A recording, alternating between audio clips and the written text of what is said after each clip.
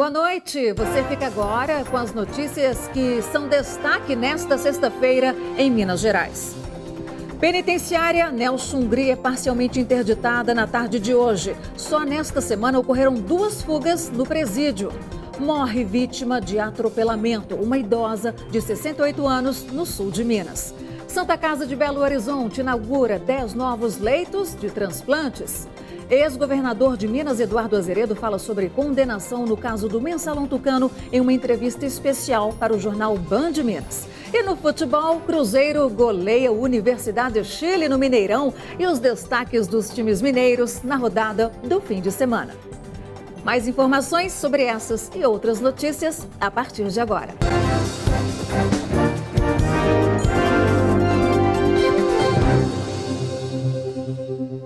A penitenciária Nelson Hungria, em Contagem, na Grande BH, foi parcialmente interditada na tarde de hoje. Pela segunda vez nesta semana, 6 detentos conseguiram fugir do presídio na noite desta quinta-feira. Desde dezembro do ano passado, 31 presos fugiram do complexo, que é considerado de segurança máxima. Nós vamos para a nossa redação conversar com o repórter Igor Calian. Boa noite, Igor.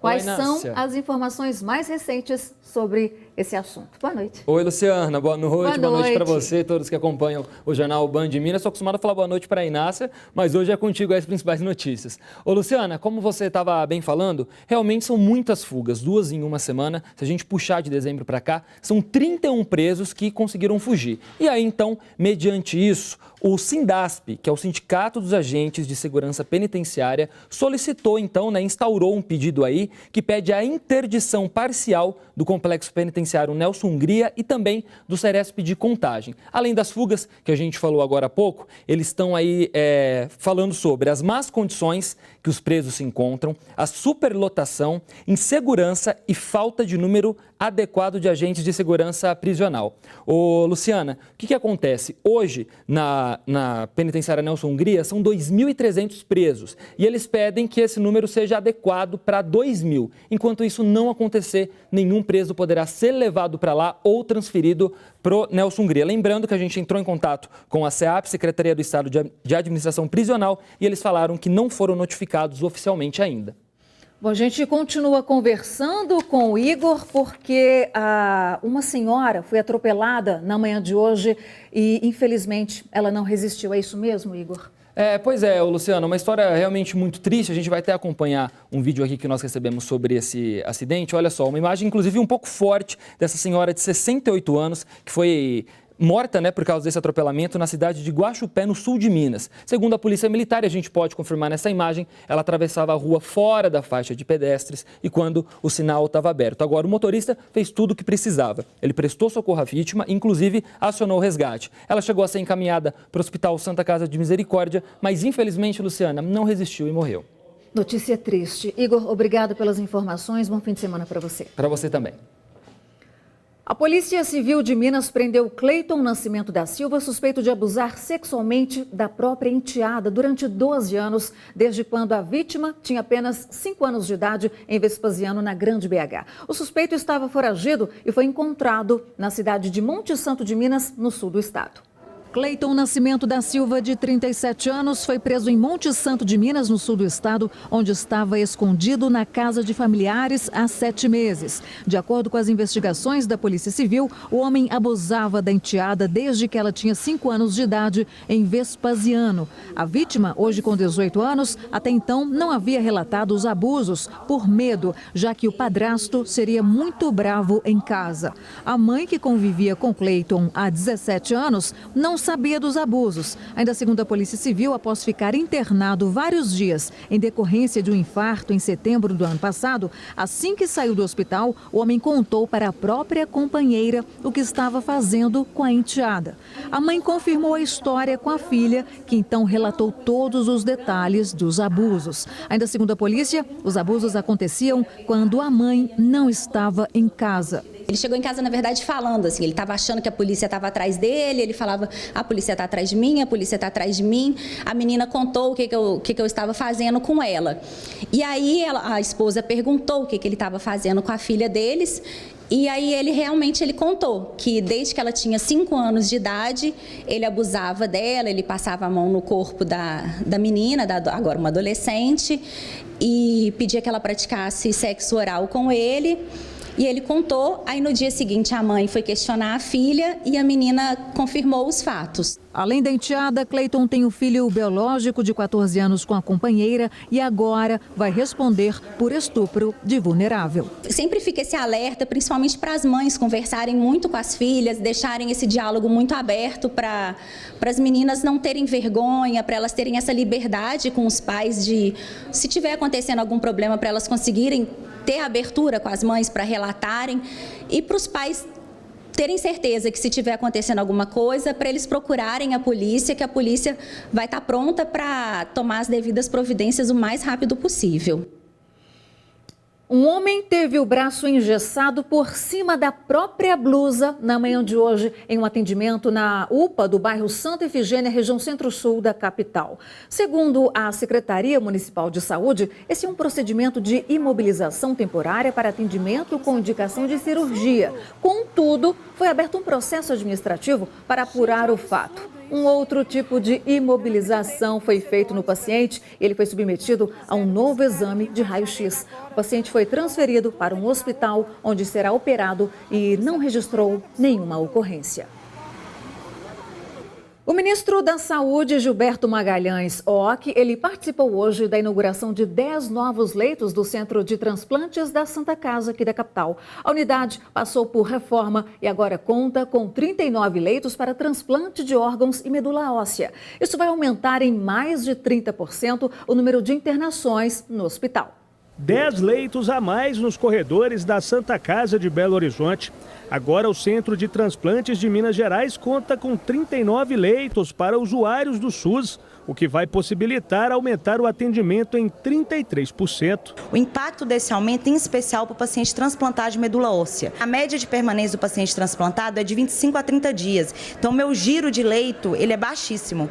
Então, o fato dele ser baixo, eu não consigo trazer mais pacientes para serem transplantados. Então, eu vou conseguir atender a população e atender mais pacientes prontos para transplante de medula. Raquel falou também sobre como o hospital se preparou, inclusive financeiramente, devido à falta de recursos para a ampliação do setor. A gente fez uma reforma aqui no 12º andar, a questão das pessoas também foram contratadas, tudo por recursos próprios da instituição Santa Casa. O ministro da Saúde, Gilberto Magalhães, participou da cerimônia e lembrou da Lei Pró Santa Casas, de setembro de 2017, para a captação de recursos. Ele tem um valor estimado de 2 bilhões de reais por ano nos 3 primeiros anos e um valor superior a esse valor nos próximos anos. Isso daria um alívio substancial. Isso vai poder facilitar para que mais histórias como a do seu Décio possam ser contadas. Ele teve uma doença genética e precisou passar por 2 transplantes, um de fígado e outro dos rins. Os pais e 2 irmãos não tiveram a mesma sorte e morreram. Se Deus falasse assim, olha, qual que você prefere? Você prefere viver ou ir embora? Eu prefiro ir embora, porque eu estava sofrendo demais. Eu não estava enxergando direito, estava muito fraco, entendeu? Quando eu abri o olho assim depois do transplante, foi só a minha vida, nasci de novo. No entanto, transplantes de coração e ossos ainda não são feitos pela Santa Casa. Mas, de acordo com o ministro da Saúde, no próximo dia 8, haverá uma vistoria aqui no hospital para que o processo de autorização desses transplantes seja acelerado. Com a estrutura aumentada, nunca é demais lembrar da importância da doação de órgãos. No caso do transplante especificamente, o leito não é o fator limitante. O fator mais importante é o número de doação. Porque um paciente, quando ele entra para a fila de espera, é sinal que aquele órgão que ele está precisando não funciona mais, né? Então ele não tem mais condições de viver normalmente com uma outra pessoa qualquer. A partir do momento que ele recebe aquele órgão, ele volta às suas atividades habituais, ele é reinserido na vida social. Agora, um dado preocupante. De acordo com a Sociedade Brasileira de Hipertensão, quase 300 mil pessoas morrem por ano no país em decorrência de doenças cardiovasculares, e sendo que metade delas por causa de pressão alta. E o principal fator que leva a essas doenças está associado a comportamentos do dia a dia. Cigarro, obesidade estresse da correria do dia a dia. De acordo com especialistas, esses são alguns fatores que levam à hipertensão. Alimentação inadequada, o uso do sal, do sódio em excesso contribui, o estresse, outros distúrbios metabólicos, diabetes, o colesterol elevado. São fatores que se somam. O médico explica que outro fator é a hereditariedade, mas em muitos casos o hipertenso não apresenta nenhum sintoma. Pode acontecer nessa situação a primeira manifestação ser uma complicação, parecer um infarto, um derrame ou um problema renal. A 12/8 é um padrão ideal de medida para o adulto. Dentro disso, existe uma faixa de normalidade em que você aceita, como nós aceitamos, como dentro da variação normal, até tem que ser menor que 140, 14, né? A 89 milímetros, 12/8. Por enquanto eu estou fora do grupo de risco, mas dados da Organização Mundial de Saúde revelam que cerca de 30% da população adulta tem hipertensão no Brasil. A doença ainda é a causa principal de 40% dos infartos e 80% dos AVCs no país. A prevenção, segundo especialistas, é levar uma vida saudável, praticando exercícios e se alimentando corretamente, o que está incluído também no tratamento, mas com o agravante de tomar uma grande quantidade de remédios. Foi o que aconteceu com Reinaldo, de 41 anos. Depois de 2 internações, ele toma 11 remédios diferentes por dia. Não me preocupava com isso porque me achava muito novo para ter complicações. Estou controlando agora e já está tendo resultado muito bons com esse cuidado maior que eu estou tendo. Reinaldo, além da pressão alta, teve trombose e varizes no esôfago. No caso dele, além do sedentarismo e da má alimentação, entrou também o fator genético, já que a mãe e a avó também são hipertensas. Atualmente, além dos remédios, Reinaldo cortou praticamente todo o sal da comida e pratica caminhada diariamente. De setembro do ano passado até agora, já perdeu mais de 25 quilos. Mesmo que você tenha ou não já precedentes familiares ou não, que faça o controle, porque só quem passa pelas tipo de situações ou desses agravamentos por causa de uma pressão alta sabe como é importante a saúde, e ela é uma só. Determinado ele. 10 novos radares começaram a operar hoje no anel rodoviário aqui da capital. De acordo com a Via 040, concessionária responsável pela administração do trecho, os equipamentos vão reforçar a fiscalização na rodovia. Eles foram instalados em locais definidos por critérios técnicos e estatísticos da Polícia Rodoviária Federal. Veja a seguir, Atlético se prepara para a partida contra o Corinthians neste fim de semana. E o Cruzeiro vai enfrentar o Internacional depois do show em campo contra o Universidade de Chile.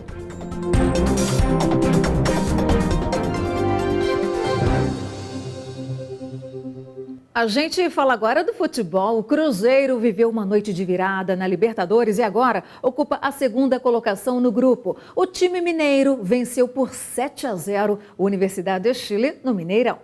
A pressão era toda cruzeirense. Com apenas 2 pontos em 3 jogos, o time precisava ganhar a primeira na Libertadores. E o cartão de visita para os chilenos foi apresentado rápido. Thiago Neves, aos 9 minutos, bateu a falta com categoria. Com o jogo completamente dominado, só dava Cruzeiro. E não demorou muito para o Rafinha marcar o segundo da Raposa. Esse resultado já era suficiente para o Cruzeiro subir para a segunda posição do Grupo 5. Mas o Vilches fez essa falta dentro da área. Aí não tem jeito, amigão. Pênalti e o Sassá, cheio de estilo, balançou as redes. E o zagueirão da Universidade de Chile foi para o chuveiro mais cedo. Nos acréscimos, fez essa falta e tomou o segundo amarelo. E se o cenário já era excelente para o Cruzeiro, ficou melhor ainda no começo da segunda etapa. Echeverria levou o segundo amarelo também e sem os 2 zagueiros, o time chileno ficou com 9 em campo. Não sei se alguém anotou a placa, mas o Cruzeiro passou com o caminhão. Arrascaeta marcou, Sassá fez o segundo dele. O Thiago Neves, que não marcava na Liberta desde 2008, não ficou atrás não. Marcou o segundo dele também e o Rafael Sobis decretou a goleada. Contou aí? Cruzeiro 7-0. Demorou, mas saiu a primeira vitória celeste na Libertadores. Iniciamos muito bem, a equipe bem posicionada, apertando um time que é difícil de apertar, que toca muito bem a bola, pressionamos na frente, roubamos bola na frente. O fato de termos feito isso, né, nos deu uma vantagem inicial de 2-0, que abriu uma tranquilidade para o time, para o torcedor que veio no estádio, né, que acreditou na gente, e a vitória nos deixa muito felizes por ter nos colocado de novo na disputa. No maior momento de pressão no ano, o Cruzeiro iguala a sua maior goleada na Taça Libertadores. Tinha feito 7-0 no Real Potosí em 2010. Agora, a Raposa já ocupa a segunda colocação do Grupo 5, com os mesmos 5 pontos da Laú, só que leva uma larga vantagem no saldo de gols, o que deixa o elenco muito mais tranquilo para a continuidade da competição e buscar a classificação para as oitavas de final. Ainda não classificamos, tem muita água para rolar. Jogos muito difíceis, importantes para a gente. Nós mostramos dentro de campo a força do nosso elenco, com objetividade, não menosprezando em nenhum momento a Universidade do Chile. Conseguimos um belo resultado. Agora é a gente pensar no brasileiro para conquistar a primeira vitória no brasileiro. E o Cruzeiro joga neste fim de semana contra o Internacional no Beira-Rio. E o repórter e comentarista André Salles está aqui conosco. Boa noite, André. Boa noite, Luciana. Boa noite para todo mundo. Como a Raposa vai entrar em campo no domingo, hein? Pois é, ainda é cedo para falar, mas provavelmente, certamente, sem muitos titulares. Talvez os 11 reservas, pelo menos foi o primeiro treinamento do técnico Mano Menezes. Claro que ainda tem o sábado, né, e aí o início do domingo, para definir essa equipe, mas é muito difícil que outros jogadores atuem. Isso porque o Vasco não tem jogo até a quarta-feira, e esse jogo entre Vasco e Cruzeiro vai ser importantíssimo para as pretensões ainda no Grupo 5. Então não acredito em titulares em campo não, Luciano. Pois é, agora o Atlético também joga, né, neste fim de semana e é contra o Corinthians. O time apresentou hoje um reforço. Quem conta pra gente quem é? Quem tá chegando, André? Pois é, o Emerson, um lateral bem jovem, né, de 19 anos, ele que veio da Ponte Preta, também do futebol paulista, e um jogo dificílimo contra o Corinthians, que é o líder do campeonato. O Igor Calian esteve na cidade do Galo, acompanhou todo o treinamento, o Atlético falando muito em tentar vencer o líder do campeonato dentro de casa, e também a apresentação dele, o Emerson da Ponte Preta. Vamos acompanhar aqui, Luciano. Às vésperas do jogo contra o Corinthians, teve apresentação de reforço no Galo. O jovem lateral direito Emerson veio da Ponte Preta e tá felizão no clube novo. Jogadores de muita qualidade e um grupo bom. Os jogadores me acolheram muito bem. Um clube que eu sempre tive vontade de jogar, tinha esse desejo, um sonho, né? Na verdade, e eu estou realizando ele. Então eu venho aqui com tranquilidade para demonstrar meu trabalho. Ele já aparece no bid, mas ainda não sabe se vai estar entre os relacionados para o jogo de domingo. O Galo treinou hoje à tarde, mas a imprensa não teve acesso ao treino. É um mistério na escalação do técnico Thiago Largue. Afinal, a missão do final de semana não é nada fácil. Vencer o Corinthians, atual campeão e líder do Campeonato Brasileiro. Time que tem um padrão de jogo conhecido e muito eficiente. Estudar bem a equipe deles, saber ali os pontos fortes e fracos, né? Podemos dizer que tem ponto fraco, porque é uma equipe muito bem montada, de qualidade. Mas acho que a semana a gente vem aproveitando bem, os jogadores vêm trabalhando sério aí nos treinamentos, compreendendo aquilo que a gente quer e dando o máximo para a gente conseguir essa vitória no domingo. A gente sabe que o adversário é o líder, mas é oportunidade para a gente também encostar na parte de cima da tabela. No ano passado, o Galo passou muitas dificuldades jogando em casa. Por isso, o técnico sabe da importância de mudar essa história no Horto. A gente sabe que tem que ser forte no Horto, temos tudo para isso, gostamos daquele campo, gostamos da atmosfera do estádio e o apoio da nossa torcida é fundamental. Que aqui eu já aproveito para convocar no domingo, que a gente vai fazer um grande jogo, e eu aproveito para convocar a torcida, que a gente vai ver um Atlético muito forte ali dentro de campo. Então acho que assim, a mística ela passou, como ela antes não existia, mas o importante é cada jogo, né? A gente não vai exorcizar, vai ser nesse jogo. Vamos trabalhar para vencer esse jogo, mas depois no próximo, que seja o próximo, e assim sucessivamente. É somente com a sequência de vitórias ali que a gente vai extinguindo isso. Agora, André, Cruzeiro e Atlético no fim de semana e o América? América segunda-feira, inclusive é o aniversário do clube, vai receber o Vitória, então, pelo Brasileirão, segunda-feira. Vamos aguardar e torcer por uma grande festa. Com certeza. Obrigada, André. Boa noite, excelente fim de semana. E depois do intervalo, você vai ver a entrevista especial com o ex-governador de Minas Gerais, Eduardo Azeredo. Ele conversou com a nossa equipe sobre a condenação no mensalão Tucano.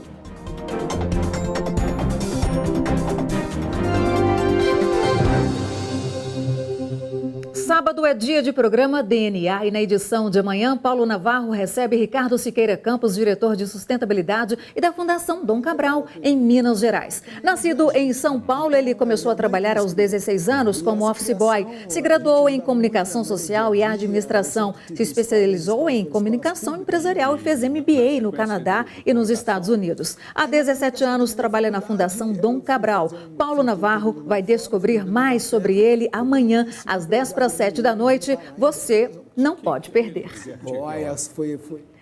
Agora, uma entrevista especial em que a equipe do jornal Band Minas fez com o ex-governador de Minas Gerais, Eduardo Azeredo, condenado a 20 anos e 1 mês de prisão no processo do Mensalão Tucano. O político é acusado de ter desviado recursos para custear gastos da campanha à reeleição em 1998. Ele recebeu a nossa equipe depois que o Tribunal de Justiça de Minas publicou a decisão do recurso em segunda instância, que manteve a condenação do político pelos crimes de lavagem de dinheiro e peculato.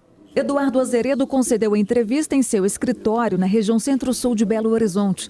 Na última terça-feira, a 5ª Câmara Criminal negou recurso apresentado pela defesa, quando 2 dos 5 desembargadores votaram pela absolvição do ex-governador. Ele foi condenado por peculato e lavagem de dinheiro pelo desvio de R$3,5 milhões de empresas estatais para a campanha dele, a reeleição em 1998. Os desembargadores mantiveram a decisão de só autorizar a prisão de Azeredo após esgotarem todos os recursos no Tribunal de Justiça de Minas Gerais. Para o ex-governador, condenado a 20 anos e 1 mês de prisão, os placares dos julgamentos são indício de que não há elementos que o incriminem. O próprio Ministério Público, que é o órgão acusador, ele reconheceu que o resultado 3-2, que o resultado anterior de 2-1, vencido o relator, a própria abertura do processo, quando foi 5-3 lá no Supremo, se tivessem 3 a mais que faltaram, talvez fosse diferente, nem fosse nem aberto o processo. Quer dizer, esses resultados mostram o quê? Mostram que não existe uma clareza da justiça em relação a esse processo. Eu não fui o responsável por nenhum crime que possa eventualmente ter acontecido. Existem 25 testemunhas que foram arroladas como testemunhas de acusação. Nenhuma delas me acusou de alguma participação. Existe uma ausência total de provas, não há nenhuma prova escrita, não há nenhuma gravação, não há nenhuma, eu diria, nenhuma filmagem, nada disso a respeito desse processo. Foram patrocínios que aconteceram por estatais. E aí existe também um desconhecimento muito grande sobre como funciona o governo. As estatais, elas têm diretoria, têm conselho fiscal e tem o ordenador de despesa, que é a pessoa que é encarregada de pagar as contas. Não é como, infelizmente, foi levantado de que eu teria o domínio do dinheiro. Como que domínio do dinheiro? O governador, ele gere, no caso de Minas especialmente, são mais de 500 mil funcionários, cada um cuida da sua área. Eu não posso ser apenado por coisas que não fiz. Na entrevista, Azeredo fez questão de afirmar que em Minas Gerais não houve o chamado Mensalão Tucano. Nós vivemos um momento realmente muito difícil no país, é um momento de uma certa caça às bruxas, sim, ou seja, há uma hipertrofia desse processo acusatório e punitivo. Na época da abertura do processo, seguramente foi uma contrapartida, até mesmo o nome, que é totalmente indevido, quer dizer, o nome de mensalão que se falou na época, era o pagamento mensal a deputados para votarem no governo Lula. Isso nunca aconteceu em Minas, ninguém nunca fez nenhuma acusação dessa. Quer dizer, então, naquela época foi seguramente, quer dizer, uma questão eleitoral, não tem nada a ver com mensalão, não tem nada a ver com Lava Jato. E isso, na época, foi levantado como uma compensação, sim, ao PT. Azeredo não falou de medo de ser preso, mas disse estar triste diante dos fatos. Estou triste, né? Claro que estou triste, porque trabalhei na área de computação, 11 anos na IBM, depois em empresas de informática, e trabalhei muito. Eu acho que eu consegui, realmente, sempre, como prefeito, como governador, como senador, como deputado, consegui, realmente, coisas muito importantes. E, de repente, isso tudo é esquecido. E eu sou acusado de algo que não cometi. Tem sido persistente, eu vou em frente, eu tenho realmente amigos, tenho uma família forte, isso é que tem me ajudado a enfrentar essa injustiça comigo. A defesa de Eduardo Azeredo tem até segunda-feira para apresentar um novo recurso no próprio Tribunal de Justiça de Minas. Os embargos de declaração que podem esclarecer alguns pontos da sentença, mas não mudam a decisão. O Jornal Band Minas fica por aqui. Você segue com notícias do Brasil e do mundo no Jornal da Band, os destaques nacionais e internacionais. Curta o seu fim de semana, programe-se, divirta-se. Boa noite. Até a próxima.